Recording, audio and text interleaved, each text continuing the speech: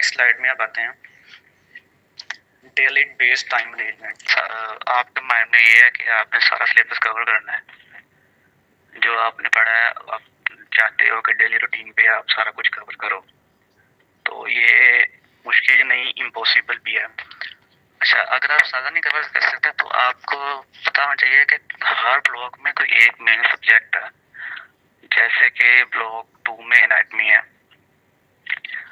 Block 2 की anatomy में upper limb और लोअर लिम्ब दो चीजें ऐड हैं, तो मेन में जो है ना वो एनाटमी होती है। तो ऐसा करें कोई एक खास आपका जो मेन है ना सब्जेक्ट हर ब्लॉक का, उससे कवर करें और उसका डेली बेसिस पे आप 2 और भी दे रहे हैं ना, तो एमबीबीएस में 2 और मोर देन एनफ होते हैं अगर आप उस ब्लॉक के मेन सब्जेक्ट को कवर कर रहे हैं। अच्छा, उसके बाद बाकी जो टेस्ट वगैरह होते हैं ना, जो आप छोड़ भी रहे हो, जो आपको थोड़ा नहीं भी हो रहा, तो वो आप उसमें कर सकते हैं। जो टेस्ट आते हैं 3-4 दिन पहले बता दिया जाता है आपको, तो वो आप उसमें कवर कर सकते हैं। इसके अलावा आप ना एमबीबीएस सबसे अच्छी बात ये होती है कि आपके कोई ऐसे 2-3 से अच्छे दोस्त हों जो आपको ना कवर करा सकते हैं, आप उनसे डिस्कस कर रहे हैं, जो आपको पता है उनको बताएं, जो उनको पता है वो आपको बताएंगे, तो डिस्कस करने से टाइम भी बचता है और समझ भी ज़्यादा लगती है। अच्छा, तो नेक्स्ट है कि लेक्चर्स में बताना था आपको कि लेक्चर में अक्सर सीनियर सजेस्ट करते हैं कि लेक्चर होते हैं सोने के लिए, तो बिल्कुल भी नहीं, मैं तो ये सजेस्ट नहीं करूँगा कि आप लेक्चर में सोएं। तो सजेशन मेरी यही है कि आप नोट करते हैं जो पढ़ा रहे हैं वगैरह, मतलब आपके जो प्रोफेसर पढ़ा रहे होते हैं लेक्चर्स में, आप सोना तो बिल्कुल नहीं है ना, सोने वाली बात तो छोड़ें, तो आप वो नोट कर लिया करें। इससे ये तो एक तो आपको नोट करने से नींद नहीं आएगी, और दूसरा चलो सारा याद नहीं होता, कुछ ना कुछ तो आपको पल्ले पड़ेगा ही ना कि क्या बता रहे हैं टीचर्स क्या नहीं है। और हाँ, अक्सर जो प्रोफेसर होते हैं ना, क्योंकि आपके टेस्ट भी उन्होंने पढ़ाने होते हैं, तो पढ़ाते पढ़ाते आपको वो बता जाते हैं कि ये चीज़ इंपॉर्टेंट है, ये है, ये ऐसे करना है, ये ऐसे करना है। मैम यास्मीन है, मैम यास्मीन जब पढ़ाती हैं तो वो अक्सर टॉपिक्स बता जाती हैं कि इसमें ये करना है, इसमें ये करना है, ये ऐसे करो, ये वैसे करो, तो वो आप अच्छा, आगे आ गया टाइम मैनेजमेंट ड्यूरिंग टेस्ट। अच्छा, सिंपल में ऐसे होता है कि ऑलमोस्ट 7 डेज बिफोर आपको पता चल जाता है कि ये टेस्ट कब होना है। तो जब आपको टेस्ट अनाउंस हो गया तो सबसे पहले फिर वही बात कि सारा नहीं पढ़ना होता, आपने अपने सीनियर के पास जाना है, उनसे मार्किंग करानी है, और इसके मार्किंग वगैरह के लिए हम आपका वो ग्रुप बनाया हुआ है सिंस 28 किया जा रहा है, तो हम उस वहाँ भी आपको गाइड किया करेंगे कि ये चीज़ें करनी है, ये चीज़ें करनी है, तो आप पर्सनली भी आ सकते हैं। तो जब 7 के डेज फिर आपका टेस्ट अनाउंस हो जाए तो आप स्टार्ट करते हैं प्रिपेयर करना। डेली बेसिस आप 1 और भी पढ़ते हैं ना और अच्छे वाला पढ़ते हैं तो आपका टेस्ट बहुत अच्छा हो सकता है। ऐसा आप ऐसा कर रहे हो ना, तो मतलब 2 घंटे आप ऐसे पढ़ रहे होते हो और 1 घंटा आप टेस्ट को दे रहे होते हो, तो आपका कोई चांस ही नहीं है कि आप टेंशन लो या आपका कुछ फील हो। तो ये हो गया पढ़ाई के बारे में। और नेक्स्ट टॉपिक जो है सबसे इम्पोर्टेंट टॉपिक, जो खासतौर पर फर्स्ट ईयर को बॉयज बहुत डरते हैं उससे, बॉयज रैगिंग। बॉयज रैगिंग में सबसे पहले आपका इंट्रैक्शन है, पहली बार मिले आप सीनियर से, ठीक है, तो आपने उन्हें कह दिया यार, यार कह दिया, यार कहने से सबसे पहले सीनियर की ईगो हर्ट हुई, और ईगो वो ईगो नहीं है, वो कार्ड ईगो है, जो कि उन्हें वो चाहते हैं कि हमें रिस्पेक्ट मिले, क्योंकि बेचारे थके भी होते हैं प्रूफ से, हर चीज़ से, टेस्ट से, इस टेस्ट से फेल हुए, उस टेस्ट से फेल हुए, और ये फेल होना तो एक रूटीन बन जाती है। फेल हुए आपने उन्हें कह दिया यार, जो उनको तब चढ़ दिया फिर। अच्छा, तो सबसे पहले आपने उन्हें यार नहीं कहना, फर्स्ट मीट पे फर्स्ट कहना है। तो पहले तो ये उनकी सो कॉल्ड ईगो जो है और वो सेटिस्फाई भी हो जाएगी। कॉलेज आ गए आपने पढ़ा, 10 के बजे ब्रेक हो जाती है, आधे घंटे की ब्रेक होती है 10:30 तक, और हाँ कुछ स्टूडेंट डरते हैं ना, ब्रेक टाइम क्लास ही नहीं बाहर निकलते कि हमें बाहर पकड़ लेंगे सीनियर और ये वो, तो मैं आपको ये एक बात बता दूं पर्सनली कि ब्रेक टाइम आपकी कोई रैगिंग नहीं होती है, तो सिर्फ फूलिंग होती है। और फूलिंग भी इतनी खास नहीं होती कि वो मतलब पता चल ही जाएगा आपको रैगिंग और फूलिंग क्या होती है। तो जितना हो सके ब्रेक टाइम इंटरेक्ट करें सीनियर्स से, मतलब बाहर निकलें, ग्राउंड फ्लोर पे आए, ज़्यादातर सीनियर ग्राउंड फ्लोर पे होते हैं अक्सर। तो हाँ, जब सीनियर से मिलो ना तो उसका नाम पूछ लेना, ये बड़ी इम्पोर्टेंट बात है। क्योंकि अगर आपने किसी सीनियर से रैगिंग करा भी लिया ना, तो फिर अगर आपको सीनियर मिला और उसने कहा कि मेरा नाम बताओ और आपको उसका नाम नहीं आया, तो वो आपको फिर पकड़ेगा कि मेरा नाम क्यों नहीं तुझे पता, मेरा नाम नहीं पता तुझे, और ऐसी बातें करते हैं फिर। बस छोड़ो परे। अच्छा, एक आपका उसका नाम पता कर लिया और उसका नंबर लें, नंबर लेके उसे उसी टाइम मैसेज करें कि आपका नाम क्या है और आप किस सिटी से हो, आपका बैच बैच कौन सा है, मतलब ये जो होता है। तो इससे वो काफ़ी हद तक उनकी ईगो को सुकून मिलता है कि हाँ ठीक है, बच्चा मेरी बात मान रहा है। तो ये चीज़ें हैं ये। और कॉलेज के बाद जब आपको छुट्टी हुई है तो बहुत से होते हैं जो मतलब कॉलेज फिरना है हमने, तो ग्राउंड फ्लोर निकला। तो ये ना करें, कॉलेज जब खत्म हो तो चुपचाप अपने हॉस्टल जाएं, तो और ग्राउंड फ्लोर पे ना नजर आए, क्योंकि ग्राउंड फ्लोर सारे सीनियर होते हैं, पकड़ लेते हैं आपको। और अगर आप एक बार उनके हॉस्टल चले गए सीनियर्स के, तो फिर वही होगा जो आपको पता है कि क्या होना है फिर। और बाकी हाँ, इतनी गंदी रैगिंग भी नहीं होती, बस इंटरेक्शन होता है। अच्छे वाले भाई होते हैं आपके, वो भी पढ़े लिखे होते हैं, इतने वाले प्रूफ तो नहीं है कि मतलब आपकी कोई जाति दुश्मनी निकाल ले। और हाँ, जिन सीनियर से आपकी रैगिंग होती है, सबसे ज्यादा फिर आपका इंटरेक्शन भी इससे होता है। आप बिना नीचे जाकर से बात करते हैं, मतलब भाई बना लेते हैं अपने फिर। हाँ, नाउ आप तो ज़हेब वो आपको बताएंगे आगे क्या अगर आगे उनका टॉपिक है। तो ज़हेब भाई आएंगे। अस्सलाम वालेकुम। उस्मान भाई ने आपको मोस्टली चीज़ें क्लियर कर दी हैं। वसी भाई ने भी मोस्टली आपको मॉड्यूलर सिस्टम और उसके बाद ने भी आपको बता दिया है सब कॉलेज के हवाले से। अब आ जाते हैं हॉस्टल्स, जो हमारे सिम्स में हॉस्टल है। हॉस्टल वैसे हॉस्टल हैं बड़े, लेकिन मोस्टली सिर्फ फर्स्ट ईयर जो नए नए आते हैं ना उनको मोस्टली नहीं मिलते, बाकियों को बाद में मिल ही जाते हैं। तो हमारे जो सिम्स के मोस्टली हॉस्टल हैं, सिर्फ 4 हॉस्टल हैं जो प्रॉपर हॉस्टल हैं। पहला हॉस्टल वही है 481, दूसरा शादमान है हमारा 944, जो अभी जब हम आए थे ना उसके कुछ महीनों बाद ही वो शिफ्ट हुआ था। पहले उसका पुराना एक और हॉस्टल था, उससे शिफ्टिंग हुई थी। उसके बाद काजी बॉयज़ हॉस्टल है और चौथा है डॉक्टर हॉस्टल। ये 4 हॉस्टल हैं सिम्स के। लेकिन जो ये डॉक्टर हॉस्टल है ये थोड़ा एक्सेप्शन में आ जाता है, क्योंकि इनमें मोस्टली पीजीआर और एचओज वगैरह ये रहते होते हैं। और ये 4th ईयर फाइनल ईयर वाले मोस्टली कभी कभी चांदे को वो बच्चे रहते हैं। और इनमें जो डिस्टेंस है ना, ये हॉस्टल से सबसे करीब जो हॉस्टल है ये 481, ये सबसे करीब हॉस्टल है जो बैक साइड पे है। और ये शादमान मार्केट पीछे जैसे ही हम एग्जिट होते हैं ना, तो ये शादमान मार्केट से यहाँ वॉकिंग डिस्टेंस पे ही है। उनसे बस 5 मिनट ही मैक्सिमम लग जाएंगे, 4-5 मिनट, मतलब इजीली वहाँ पे आ जा सकता है। सबसे करीब हॉस्टल यही है। और जो शादमान 944 हॉस्टल है ना, ये थोड़ा सा दूर है। इसकी न्यू बिल्डिंग जो शिफ्टिंग हुई है तकरीबन 10-15 मिनट के वॉकिंग डिस्टेंस पे है। 1-1.5 किलोमीटर तक इसका फासला है। यही है जो मोस्टली सबसे ज़्यादा दूर है। एंड देन इसके बाद जो काजी बॉयज़ हॉस्टल है, ये भी थोड़ा दूर ही है 481 से। इसका भी जो 5-8 मिनट लग जाते हैं इसको, मतलब वॉकिंग डिस्टेंस ये ज़्यादा दूर नहीं है, मतलब पैदल इजीली आ जा सकता है। और डॉक्टर हॉस्टल तो वो उसके जो हॉस्पिटल है उसके जो मोस्टली एरिया है ना उसके अंदर ही है। कॉलेज की बैक साइड पे डॉक्टर हॉस्टल।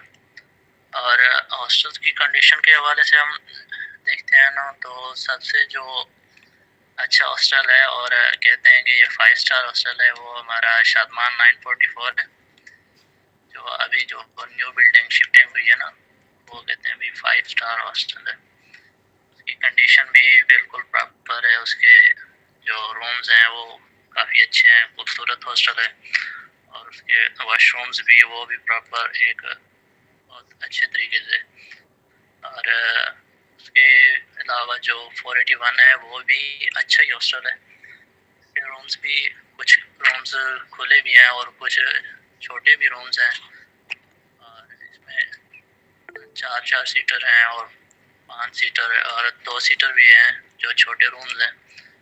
ये भी साफ़ सुथरा हॉस्टल है। एंड देन जो काजी बॉयज़ हॉस्टल है ना, वो उसकी कंडीशन थोड़ी हालत ख़राब है। मोस्टली उसकी जो कंडीशन है वो थोड़ी बहुत पतली है जैसे कहते हैं। उसमें वो थोड़े वाशरूम भी वहाँ इशू है। वाशरूम मेरे ख्याल से फर्स्ट फ्लोर पे एक दो वाशरूम है और ग्राउंड फ्लोर पे एक वाशरूम है। तो थोड़ा मतलब काफ़ी टाइम लग जाता है सुबह में, जो वाशरूम लाइनें लगी होती है। यहाँ 481 में ज़्यादा इशू नहीं होता, वहाँ पे भी है, हर फ्लोर पे 4-5 वाशरूम है। 44 में भी इशू नहीं होता, वहाँ पे भी हैं काफ़ी सारे वाशरूम। और ये डॉक्टर हॉस्टल है, ये इसके 4-5 मंजिला है, इसमें काफ़ी सारे खुले भी रूम हैं। ये बड़ा सा हॉस्टल है, इसमें मोस्टली PGR HOs और 4th ईयर फाइनल ईयर वाले चंद स्टूडेंट्स रहते हैं। और इसके अलावा हॉस्टल मेस जो प्रॉपर है 481 में ही है हॉस्टल मेस। बाकी हॉस्टल्स का अपना मेस नहीं है। तो डॉक्टर हॉस्टल्स का भी अपना मेस है। 944 और काजी का जो है ना, वो उनका मेस नहीं होता। और मेस का ज़्यादा इशू भी नहीं होता। वहाँ पे शादमान मार्केट है ना, वो सब आपको ज़रूरत की चीज़ें वहाँ मिल जाती होती हैं। तो वहाँ होटल भी काफ़ी सारे हैं, आप खाना खा सकते हैं। इसके अलावा भी आपको वहाँ मेस वाले काफ़ी सारे हैं जो आप बाहर से मेस लगवा सकते हैं। वहाँ एक आंटी भी हैं, वो भी आप अच्छा खाना उनका होता है, वो भी मेस आप वहाँ से लगवा सकते हैं। और एक दो और भी हैं जो मंथली बेस पे आपको वहाँ हॉस्टल भी पहुँचा जाते हैं मेस। और इनका 481 का जो मेस है वो अच्छा भी है। उसमें अंकल मीर साहब हैं, वो मेस बनाते हैं। वो चाय भी वहाँ पे आपको मिल जाती होती है, वो चाय भी आपको रूम में दे देते हैं। तो मेस भी है उनका, वो अच्छा मेस है। आपको बराबर मुनासिब हाज़िरी जितना लगती है ना आपकी, नहीं आपका मतलब वो काउंट होता है। अगर आप डेली भी खाएँ ना, पूरे मंथली आपका 10-12 हज़ार मैक्सिमम बनेगा, वो मुनासिब होता है, ज़्यादा नहीं है वहाँ लाहौर के एरिया में आपको। एंड देन जो हमारा जो मोस्टली इशू यही होता है कि अलॉटमेंट, जो स्टार्ट में आते हैं बच्चे, उनको अलॉटमेंट नहीं मिल पाती।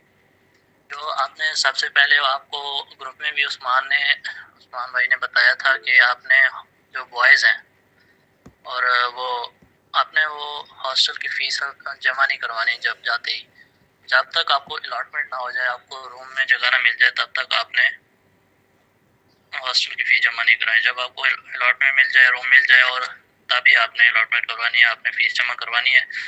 इसके लिए जो मेन है, आपको चंद एक बच्चे होते हैं, 10-12 बच्चे जो शुरू में आपको एकोमोडेट कभी कर लेते हैं, सीनियर के साथ मैनेज कर लेते हैं। और उसके लिए वार्डन है डोगर साहब, जो मेन सब बॉयज़ के जो हॉस्टल है उनको मैनेज कर रहे हैं। उनसे आप रब्ता करें, उनको आप उनकी मतलब बात है, उनके साथ अगर ताल्लुक़ है तो वो आपको मोस्टली आप उनका सर खाएँ, वो आपको मैनेज कर देंगे। And next slide. और रमज़ान साहब 944 में, वो मतलब मेन तो वही डोगर साहब भी मैनेज कर रहे होते हैं, और सुहेल साहब हैं जिनके अंडर 481 और काजी हॉस्टल है, और जो डोगर साहब हैं वो ओवरऑल सबको मैनेज कर रहे होते हैं। और उसके बाद जो प्राइवेट हॉस्टल हैं, आपको ये मेंटली तौर पर प्रिपेयर होकर आना है कि आपने भी हमें हॉस्टल मिलेगा या नहीं मिलेगा। ये तो आपने मेंटली तौर पर प्रिपेयर होके आना है कि आपने चांद एक दिन बाहर ही गुजारने होते हैं। उसके लिए जो प्राइवेट हॉस्टल है वहाँ भी काफ़ी सारे हैं, उसके आपको इशू नहीं होगा। करीब भी हैं और प्राइवेट फ्लैट्स भी हैं करीब। वहाँ शादमान मार्केट में भी काफ़ी सारी फ्लैट्स हैं जो प्राइवेट हैं और हॉस्टल्स भी हैं। उसके अलावा जो हॉस्टल्स हैं वो ग्रुप में भी आपको बताया गया था, वो दो तीन हॉस्टल वहाँ पे जेल रोड के पास ही है, हमजा हाइट्स है और एक आध और है हॉस्टल। और उधर अगर नहीं मिलता तो वहाँ मुस्लिम टाउन है, वहाँ पे काफ़ी सारे हॉस्टल्स हैं, वहाँ आपको इजीली जगह मिल जाती है। वो प्राइवेट का आपको इशू नहीं होता, वो आप इजीली ढूंढ सकते हो। सीनियर्स होंगे आपके वहाँ पे जिसको भी कोई हॉस्टल का इशू आ रहा होगा, जिसको गवर्नमेंट नहीं मिला, जिसको प्राइवेट ढूंढना है, वो आपको कांटेक्ट करेंगे। हमारे KHRMS के मेंबर भी होंगे और भी सीनियर्स हैं, वो आपको हॉस्टल एकोमोडेट करने में काफ़ी हेल्पफुल होगा। हम भी जब आए थे ना, हमें भी वो गवर्नमेंट को नहीं मिला था, हम अभी तक भी प्राइवेट ही रह रहे हैं, लेकिन हॉस्टल्स सीनियर्स ने हमारी काफ़ी हेल्प की थी हॉस्टल को मैनेज करने में। उसके हवाले से आपको टेंशन लेने की ज़्यादा ज़रूरत नहीं है। आपको प्राइवेट हॉस्टल इजीली आपको अगर नहीं मिला ना गवर्नमेंट, तो प्राइवेट आपको इजीली हम सीनियर्स आपको प्रॉपर तरीके से उसके हवाले से आपको ढूंढ देंगे, उसका आपने टेंशन नहीं लेनी। जो उसके अलावा जो अब बंदा आता है ना, पहले हॉस्टल में कभी नहीं रहा होता, मोस्टली जो स्टूडेंट हैं पहली बार हॉस्टल में रहते हैं, तो उनको न्यू जब आते हैं तो उनको काफ़ी सारे इशू फेस होते हैं। तो उन इशू में हेल्थ का इशू कभी होता है और ये रैगिंग के इशू भी होते हैं, जिसकी वजह से बच्चों के दिल नहीं लगते और वो बहुत उदास होते हैं, भाई हमने इधर नहीं रहना, घर जाना है। ये थोड़ी थोड़ी थाट्स आती रहती हैं। तो इनके लिए आपने मेंटली तौर पर स्ट्रांग होके आना है कि भाई अब मैंने MBBS करके ही जाना है, इधर 5 साल मैंने इधर ही रहना है। तो उस हवाले से हेल्थ के जो इशू होंगे, आपका जो शुरू का दिल नहीं लगेगा, आपकी कभी तबीयत ख़राब होगी, कभी बुखार सर दर्द, और मोस्टली जो खाना वहाँ पे शुरू में आपको वो नहीं होता ना, तो उसके लिए आपका पेट ख़राब रहता है। तो उसके हवाले से आपने शुरू में थोड़ी सी टैबलेट्स वगैरह या आप जो चल रही आप कभी लेते हैं पैनाडोल या नोविडेट वगैरह, ये आपने साथ लेकर आनी है ताकि आप बहुत ज़्यादा इशू ना हो हेल्थ का। और अगर कोई ज़्यादा इशू भी होता है ना, आप किसी भी सीनियर से रब्ता कर लेना, हमारे KHRMS के मेंबर हैं या जो भी हैं, आपको हॉस्टल उधर आप जो भी आपके सीनियर हैं करीब, वो आपको हॉस्पिटल ले जाएंगे, वहाँ आपको प्रॉपर तरीके से हेल्थ का इशू ज़्यादा वो नहीं होगा। आपको इंशाल्लाह आपको प्रॉपर तरीके से सारे सीनियर्स जिससे भी आप रब्ता कर लें, आपके करीबी हैं जो भी हैं ना, आपको हॉस्पिटल में वो दिखा देंगे। एंड देन उसके बाद कॉलेज ट्रांसपोर्ट है, वो कॉलेज ट्रांसपोर्ट जो हॉस्टल्स हैं वो ये हैं, बाकी जो सेस में ही हैं, उनके लिए तो ट्रांसपोर्ट की ज़रूरत नहीं पड़ती। और जो डे स्कॉलर हैं उनके लिए डिफरेंट रूट्स हैं जो हर साल मोस्टली तब्दीली होते रहते हैं, क्योंकि मोस्टली स्टूडेंट कभी किस रूट से होते हैं तो कभी किस रूट। तो इस हवाले से आपको जो डे स्कॉलर स्टूडेंट्स हैं उनके लिए ट्रांसपोर्ट्स भी हैं, गर्ल्स के लिए भी हैं, बॉयज़ के लिए भी हैं ट्रांसपोर्ट्स। इसके लिए आपको ज़्यादा इशू नहीं होगा। जो ज़्यादा दूर हैं उनके लिए ट्रांसपोर्ट नहीं है, बस मोस्टली जो करीबी हैं उनके लिए होता है। और ट्रांसपोर्ट के चार्जेस आपको अलग नहीं देने पड़ते, उसमें आपने ये टेंशन नहीं लेनी कि हमें ट्रांसपोर्ट के चार्जेस आपके फ़ीस में इंक्लूड होते हैं, जो आप फ़ीस जमा करवाते हैं। उसमें आपने जो 25,000 फ़ीस थी जो इसकी कॉलेज की, और जो ट्यूशन फ़ी, और 50,000 हॉस्टल की फ़ी, वो जो आप देते हैं उसमें ट्रांसपोर्ट, लाइब्रेरी सारे मतलब उसमें फ़ंड्स होते हैं, उसके लिए आपको अलग कोई चार्जेस नहीं देने पड़ेंगे बेसिकली। और इसके अलावा जो मेरे ख्याल से मैं मिस कर गया हूँ, वो आपने नेसेसरी चीज़ें क्या हैं जो आपने साथ लेकर आनी है हॉस्टल में रहने के लिए। वो आपने आपके पास या उधर आके भी आप मैट्रेस ले सकते हैं, या आप साथ लेकर आएंगे तो भी ठीक है। बेड भी आप अपना रख सकते हैं, कोई चारपाई वगैरह या बेड आप रख सकते हैं, और आपका कंबल, वो बाकी जो नेसेसरी चीज़ें हैं वो, और चंद एक क्रॉकरी का सामान भी आप ला सकते हैं, क्योंकि आपको कभी रूम में कुछ खाना पड़ सकता है, उस हवाले से और आपका कॉमन एसी के और हीटर वगैरह अगर आप यूज़ करते हैं तो वो चार्जेस आपके अलग होंगे, पर मंथ के हिसाब से आपके चार्जेस लिए जाते हैं। इस्त्री भी आप यूज़ कर सकते हैं, इसमें आपको कोई इशू नहीं है। हॉस्टल के हवाले से मोस्टली यही था। तो भाई ये बच्चों को ये भी बता दें कि इन लोगों ने कब आना है और सामान वगैरह कब रख सकते हैं हॉस्टल्स में, ये भी गाइड कर दें थोड़ा सा। जी, अभी जो डॉक्यूमेंट सबमिट करवाने आएंगे ना, तो उसके अभी जो क्लासेस हैं वैसे वो तो डिले हो गई हैं 12 तक, और वाइट कोट सेरेमनी भी मेरे ख्याल से तभी होगी जब क्लासेस स्टार्ट होंगी। पहले दिन ओरिएंटेशन, वाइट कोट सेरेमनी होगी, उसके बाद क्लासेस स्टार्ट होगी। आपने जब डॉक्यूमेंट सबमिट करवाने आना है तो सामान वगैरह कुछ नहीं लेके आना। मज़ीद मैं कंफर्म कर लूँगा कि वाइट कोट सेरेमनी कब हो रही है, तो वो आपको बता दिया जाएगा। बाकी अभी सामान नहीं लेकर आना, और जब आपकी वाइट कोट सेरेमनी होगी तब आपने सब सारा सामान लेकर आना है, और आपको तभी आपको जो चंद एक बच्चों को गवर्नमेंट में अलॉटमेंट हो गई। ज़ुहैब भाई, सॉरी आपको इंटरप्ट किया। जो आ रहे हैं ना बच्चे आ रहे हैं जो तो डॉक्यूमेंट सबमिट के लिए आ रहे हैं, तो वो अभी आपको डेट उन्होंने जो बताई है वो शायद डिले कर दें। और जब आप आएंगे ना वाइट कलर सेरेमनी के लिए, तो आप बच्चे जो है ना, जो बॉयज़ हैं जिन्होंने प्राइवेट हॉस्टल है ना, तो जल्दी आ जाएं, 2-3 दिन पहले आ जाएं, क्योंकि वो अपना हॉस्टल मैनेज करें। जिन्होंने प्राइवेट रहना, जिनकी गवर्नमेंट में बात हो चुकी है वो तो ठीक है, लेकिन अगर जो प्राइवेट वाले बच्चे हैं वो 2-3 दिन पहले आ जाएं अपने सामान वगैरह लेकर, और अपना हॉस्टल कंफर्म करें, अपना हॉस्टल सही कर रखें, और ताकि आपको बाद में मसला ना हो।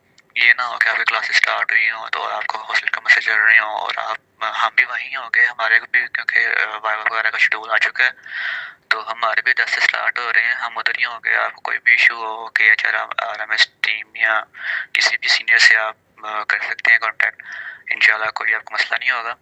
और बाकी जो आ रहे हैं ना आप डॉक्यूमेंट सबमिशन के बाद या वाइट कोट सेरेमनी अटेंड करने, तो आप अपना सामान वगैरह 2-3 दिन पहले लेके आएँ, ताकि आपको कोई मसला ना हो गवर्नमेंट हॉस्टल में।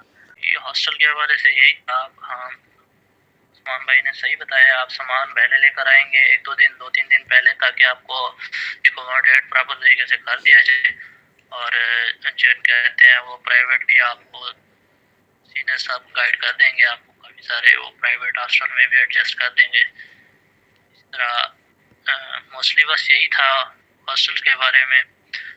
अगर कोई चीज़ मिस हो गई हो या कोई चीज़ आपने पूछनी हो, वो एंड में क्वेश्चन आंसर सेशन में आपने पूछ सकता है। इससे पहले मुनीम आप जरा थोड़ा सा ओवरव्यू दे दें। ऑलराइट, जी मुनीम तो चलो, भाई, अस्सलाम वालेकुम।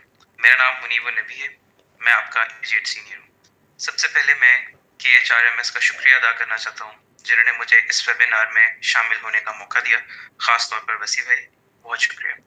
First of all, I would like to congratulate all of you for you all have made it to Services Institute of Medical Sciences. It is indeed one of the best medical institutes in our country. You all have made your parents and yourself really proud. You should be really proud of yourself. ये वक्त का बिल्कुल पता नहीं चलता, तो मैं आपसे अभी जो बात करूंगा मुख्तसर करूंगा, 3-4 मिनट की मैक्सिमम बात करूंगा, तो इसमें पढ़ाई की कोई बात नहीं होगी, फॉर योर रिलीफ। तो कहना मैं ये चाहता हूँ कि वक्त का बिल्कुल पता नहीं चलता।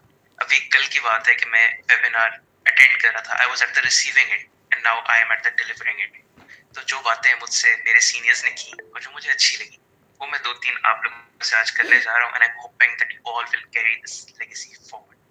राइट, सो मेरे जो 2 टॉपिक्स हैं जिन पे मेरा फोकस रहेगा, जिस पे अभी थोड़ी देर पहले उस्मान भाई ने भी बात की, उसमें रहेंगे। और दूसरी बात जो कि सबसे ज़्यादा इम्पोर्टेंट है, जो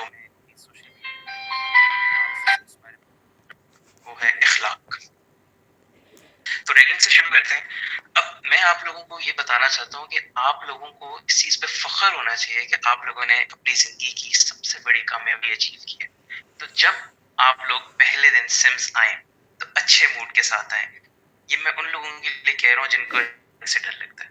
तो बात ये है कि जो लोग रैगिंग को अच्छा मतलब रैगिंग को बुरा नहीं समझते या उसको समझते हैं कि it is a mode of communication और a mode of social interaction with your seniors, it is totally alright as long as आपकी सेल्फ रिस्पेक्ट हर्ट नहीं होती। यहाँ पे जितने भी लोग मौजूद हैं जिनको रैगिंग का कुछ भी ज़रा सा भी खौफ है कि रैगिंग में पता नहीं क्या होगा, हम पहले दिन जा रहे हैं, ये मसला होता है, वो मसला होता है, उसके ऊपर से कपल्ड विद रैगिंग बहुत ज़्यादा लोग टेंशन ले लेते हैं। देयर आर सर्टेन पीपल जो वहाँ पे ज़रूर मौजूद होंगे। I want you all to know कि you have to go with the flow until आपकी सेल्फ रिस्पेक्ट पे बात ना आ जाए। जहां आपको लगे कि यहाँ पे आपकी सेल्फ रिस्पेक्ट डैमेज हो रही है, you can always say no. You should remember this. You can always say no and the other person will surely respect that. आपका सीनियर आपसे सिर्फ ये बात डिमांड करता है कि आप उसकी रिस्पेक्ट करें एंड राइटली सो। आप सब ने अपने सीनियर्स की बिल्कुल उस तरह रिस्पेक्ट करनी है जिस तरह वो डिजर्व करते हैं। आप लोगों ने बदतमीजी नहीं करनी। बट आप याद रखें कि the strongest word in the dictionary is no. और जहां आपको लगेगा कि ये चीज गलत है, you can stop them right there. और उसके बाद कोई आपकी रैगिंग नहीं कर सकता। Just stay in the limits of respect. Alright, तो आज के बाद से आप में से अगर किसी के माइंड में भी रैगिंग को लेके खौफ था ना, तो प्लीज आज ही इसी मिनट खत्म हो जाना चाहिए। You should not be afraid of this thing at all. और एक और चीज, आप लोग कहते हैं कि सीनियर्स रैगिंग से हमें बचाएंगे, मतलब आपके सीनियर होगा वो आपको बचा लेगा, तो इट्स नॉट 100% पॉसिबल। ओके, क्योंकि मोस्ट ऑफ द टाइम ये बात याद रखें कि हमारे कॉलेज की एडमिनिस्ट्रेशन या किसी भी कॉलेज की एडमिनिस्ट्रेशन एट ऑफिशियल लेवल इस चीज की इजाजत नहीं देती कि रैगिंग हो। और जो लोग इसके खिलाफ खड़े भी होते हैं ना, वो आपको प्रोटेक्ट 100% नहीं कर सकते। वी डोंट इवन नो कि रैगिंग हो रही है, right? So the thing is कि इस सब से अगर आपने बचना है, तो only you can help yourself the most. If you want this culture to end, you should stand up for it yourself. जहां आपको लगे कि there is a problem, you can say no and that's it. We don't even have to help if you can help yourself, alright? We will try our best, लेकिन for most of it 100% ये possible नहीं हो पाता। तो you have to keep this thing in your mind, it will help you tomorrow। एक ये बात थी। तो ब्रेकिंग का खौफ आप में से किसी के माइंड में आज से इस मिनट के बाद नहीं होना चाहिए। अगली चीज देखें, आप लोगों के लिए एक बहुत बड़ी अचीवमेंट है कि आप सिम्स आए। माशाल्लाह, आपके पेरेंट्स आपको लाहौर भेज रहे हैं, पढ़ने के लिए भेज रहे हैं, बिल्कुल सही। एक बात याद रखनी है, यहाँ से पढ़ सब लेते हैं, लेकिन इखलाक एक ऐसी चीज है जो सब में नहीं आ पाता। तो हम लोगों ने आज से अपना अज़म इस चीज को बनाना है कि हम यहाँ आ रहे हैं, हम सीखने के लिए आ रहे हैं, हम इखलाक सीखने आ रहे हैं। एक दूसरे से बात कैसे की जाती है, एक दूसरे को टॉलरेट कैसे किया जाता है, एक दूसरे का ख्याल कैसे रखा जाता है। आप हॉस्टलाइट्स हैं, आपके रूममेट्स हैं, आपने एक दूसरे का ख्याल रखना है। सीनियर्स की इज्जत, सीनियर्स का मतलब है अपने बड़ों की इज्जत करनी है, वो आप यहाँ से सीखो। जूनियर्स को प्यार दो, जूनियर्स से रिस्पेक्ट से बात करो। यू गिव एंड टेक होता है लाइफ में। सो these are the things that you have to learn। एक दूसरे का ख्याल रखना है। सिम्स की एक बहुत अच्छी बात है कि सीनियर्स, आप लोगों ने फील भी किया होगा सोशल मीडिया पे भी, और ऑलरेडी कनेक्टेड, तो आपने ये चीज फील की होगी कि सिम्स में सीनियर्स और जूनियर्स का आपस में बॉन्ड कितना ऑलरेडी कितना फील होता है कि देयर इज समथिंग, राइट? और ये चीज आई थिंक के गवर्नमेंट लेवल पे देखा जाए ना, तो सिम्स में सबसे ज्यादा है। तो this is a thing that I want you all to take from here, कि ये लेगेसी वो है जो मुझे या बाकी आपके फेलो सीनियर्स को हमारे सीनियर्स से मिली है। और ये चीज आई वांट कि ये चीज आप कंटिन्यू करें डाउन द रोड। और एक और बात जो आपको लगेगी कि बहुत ऑब्वियस सी बात है, यू विल से कि मैं ऐसे ही कह रहा हूँ, यहाँ पे मोस्टली लोग आते हैं लेकिन वो घर जाना भूल जाते हैं। Like it is quite obvious कि आप कहोगे कि मैं जब भी फ्री हूँ मैं घर जाऊँ, बट मोस्ट ऑफ इट ऐसा नहीं होता। तो I want you all to remember कि अपने रूट्स को आपने याद रखना है, अपने वैल्यूज को याद रखना है। तो घर भी जाते रहें और एक दूसरे का ख्याल भी रखें। These were certain things। इसमें I wanted कि मैं पढ़ाई की कोई बात ना करूं, पढ़ाई आप कर लेंगे, I'm not even good at that। आपके फेलो सीनियर्स आपको बहुत अच्छे से उस पर गाइड कर सकते हैं, बट इखलाक एक ऐसी चीज है जिसपे आपने अपना काम खुद करना है, ताकि इंशाल्लाह जब आप 5 साल बाद बाहर निकलें तो लोग आपको देख के आपकी मिसाल दें। So I wish you all best of luck for this future endeavor। Have a splendid time। Welcome to Sims। Now I'd like to pass on the mic to Dr. Amreen Shahid। उसके बाद आपका Q&A होगा, तो आपके जो भी questions हैं अपने माइंड में उनको देख लें, उसके बाद हम उस पर डिस्कशन करते हैं। So we are all here. Thank you ji. अस्सलाम वालेकुम to all of you. Okay, अब हम गर्ल्स हॉस्टल के बारे में बात कर लेते हैं। मैंने आपको पहले भी काफ़ी चीज़ें इसके बारे में बता दी हुई हैं। टोटल नंबर ऑफ़ हॉस्टल्स मैंने डिस्कस किया हूँ, एक दफ़ा दोबारा मैं रिपीट कर देती हूँ। 3 हॉस्टल्स हैं girls hostel, B2, Shadman and Qasre Fatima.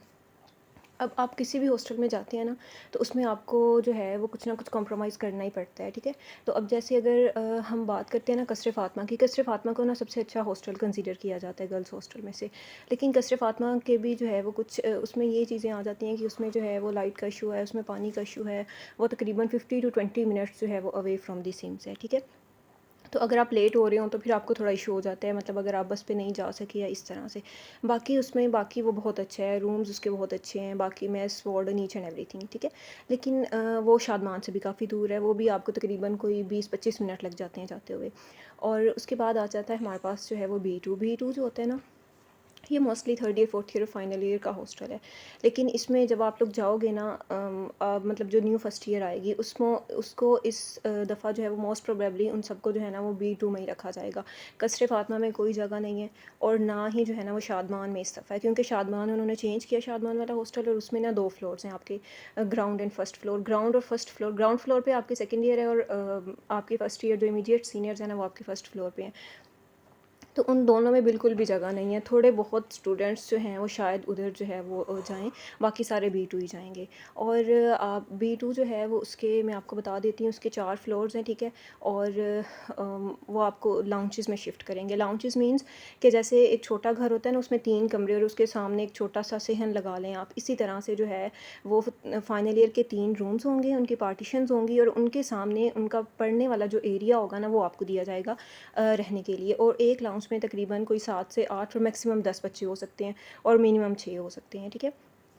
तो ये हमारे पास B2 हॉस्टल है। शादमान और कसरे फातमा मैंने आपको बता दिया, उसमें कोई इतनी ज़्यादा स्पेस नहीं होगी इस दफ़ा जब आप जाएंगे। लेकिन उसके बाद जब फाइनल ईयर चली जाएगी तो उसके बाद जो है ना आपको उधर शिफ्ट कर दिया जाएगा। अब जो हाईएस्ट अच्छा, ये वाली चीज़ आ जाती है कि अलॉटमेंट जो है वो मेरिट पे होगी या नहीं होगी, ये डिपेंड करता है आपका। कुछ मोस्टली आपकी मेरिट पे ही होती है। जो टॉप मेरिट्स होते हैं वो कभी भी नहीं, शादमान कभी भी नहीं जाएंगे, वो कसरे फातमा ही जाएंगे। लेकिन कुछ बच्चे जो हैं वो फिर शादमान वाले भी कुछ कसरे फातमा चले जाते हैं। लेकिन जो टॉप मेरिट वाले स्टूडेंट्स होंगे वो पहले कसरे फातमा जाएंगे, उसके बाद वाले जो है वो शादमान चले जाएंगे, ठीक है। उसके बाद हमारे पास आ जाता है जी वाटर मैस और अदर जो है वो अवेलेबिलिटीज़। पानी जो है वो कसरे फातमा में तो वाटर कूलर्स लगे हुए हैं आपके, उधर से आपका हो जाता है। लेकिन B2 में और शादमान में ना आपने मतलब बोटल्स रखी हुई होती हैं, तो वो अंकल जो है वो अंकल आपको फ़िल करके ला देंगे।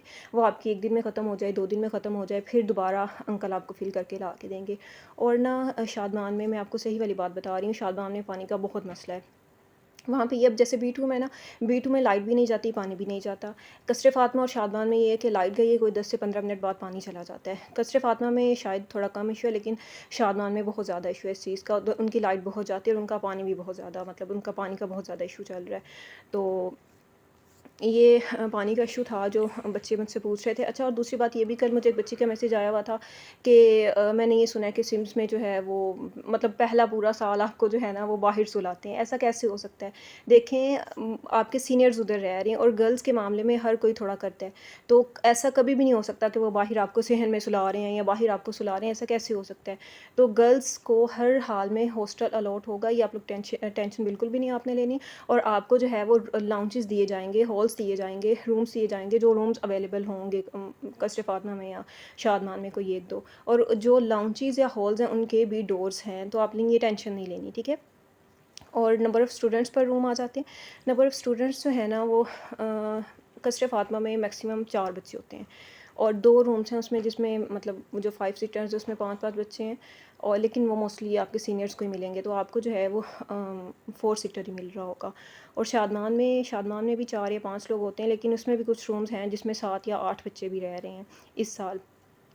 तो आपका भी शायद यही सीन होगा शादमान में। और B2 में तो ख़ैर आप लोग रहोगे नहीं। उसके अलावा अच्छा अभी आता है कि आप लोगों ने अपने साथ क्या-क्या चीज़ें लेके आनी है। आपने हर ज़रूरत की चीज़ अपने साथ लेके आनी है।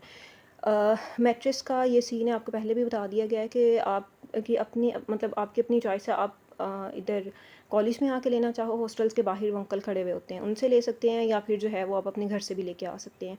और चारपाई या बेड का भी यही सीन है। उसके अलावा आपकी जो मतलब आपको ज़्यादा ज़रूरत की चीज़ें लग रही है ना, आपने वो लेके आनी है। ऐवें हर चीज़ उठा के नहीं लेके आनी। स्टार्ट में आपके पास गर्ल्स के पास कोई इतनी जगह नहीं होती। एक चारपाई की जगह है और उसके नीचे आपने अपनी हर चीज़ रखनी है। तो मैक्सिमम आपके जो है वो 2 बैग होने चाहिए या 3 बैग होने चाहिए, सही है।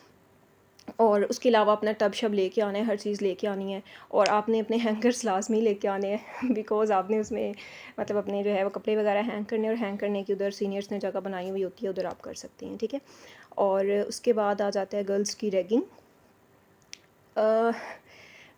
पहले भी आपको काफ़ी चीज़ें जो है ना इसके बारे में सब कुछ बता दिया गया है। रैगिंग ऐसे ही है जैसे आपका वाइट कोट सेरेमनी होनी है ना, वैसे ही आपकी रैगिंग होनी है। तो देखें आप ना रिस्पेक्ट दें और रिस्पेक्ट लें। आप सीनियर्स की रिस्पेक्ट करेंगे तो वो आपको कुछ भी नहीं कहेंगे, बस आपने बदतमीज़ी नहीं करनी आगे से। अगर आपको वो आपको कुछ कह रहे हैं, आप कर सकते हैं तो करें। अगर जो आपको लगता है कि मैं ये काम नहीं कर सकता, बस उनको नहीं कह दें और बदतमीज़ी बिल्कुल भी नहीं करनी। यही मैं कहूँगी। और बाकी रैगिंग हर बंदे का अपना-अपना होता है इसके लिए, तो अब करेंगे सीनियर, ज़ाहिर-सी बात है, डरना नहीं है बिल्कुल भी। इंशाल्लाह सब अच्छा होगा। और यही चीज़ें थी जो मैंने आप लोगों को बतानी थी। और इसके अलावा गर्ल्स को कोई भी प्रॉब्लम हो, आप लोग मुझसे अभी भी पूछ सकते हैं, बाद में भी पूछ सकते हैं। लेकिन प्लीज़ ऐसे क्वेश्चन ना किया करें कि मतलब कोई वियर्ड क्वेश्चन ना किया करें कि ऐसा होगा। जो कॉमन सेंस के क्वेश्चंस हैं ना, वो आप खुद समझ आया करें कि जैसे अब हमें बाहर सुला देंगे या इस तरह से, ऐसा कुछ भी नहीं होता। तो हॉस्टल्स के बारे में आपने कोई भी टेंशन नहीं लेनी, आपको हॉस्टल्स अलॉट होंगे। और अगर आपको इन केस आप मतलब कोई चीज़ नहीं लेके आ सकते, कुछ मतलब कोई इशू हो गया, तो वो शादमान में आप उस मार्केट से ले सकते हो, तो वो कोई इतना बड़ा इशू नहीं होता।